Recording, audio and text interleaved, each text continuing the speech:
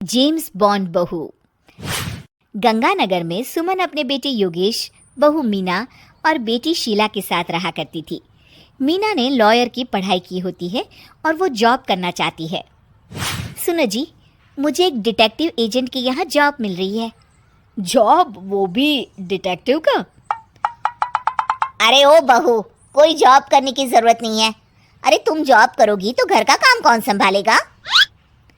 मीना घर के कामकाज पर ही ध्यान देने लगती है। सुमन भी उसे काम पर लगाए ही रखती है। इधर शीला कुछ ज्यादा ही वक्त कॉलेज में बिताने लगती है। अरे इतनी रात हो गई, कहाँ थी तुम बेटा अब तक? फोन भी नहीं लग रहा था तुम्हारा।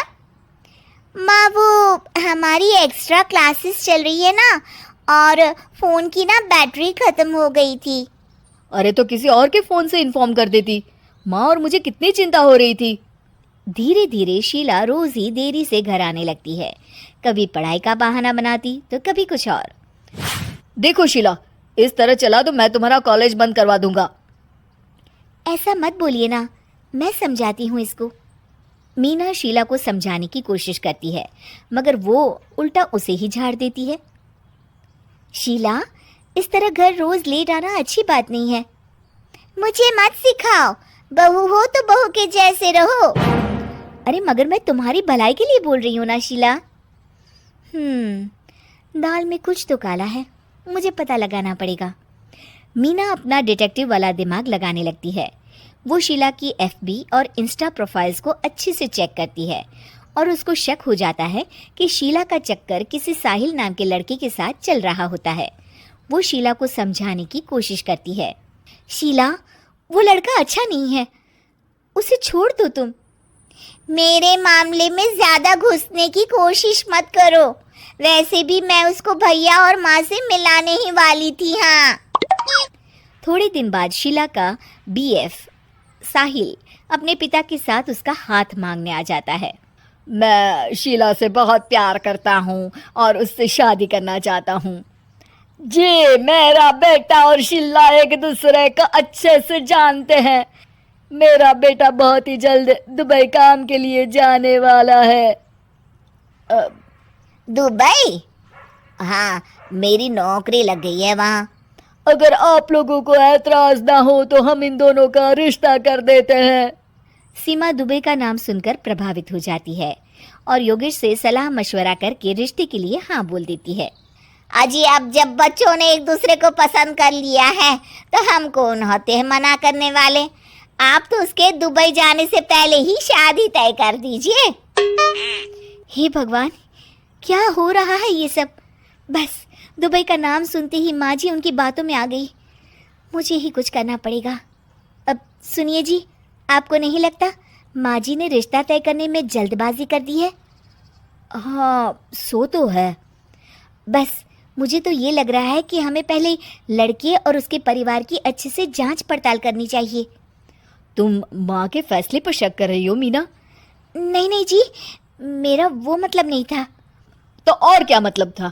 चुपचाप अपने काम पर ध्यान दो और घर की मुखिया बनने की कोशिश मत करो। हे भगवान, ये ऐसे नहीं मानेंगे, मुझे ही कुछ करना होगा।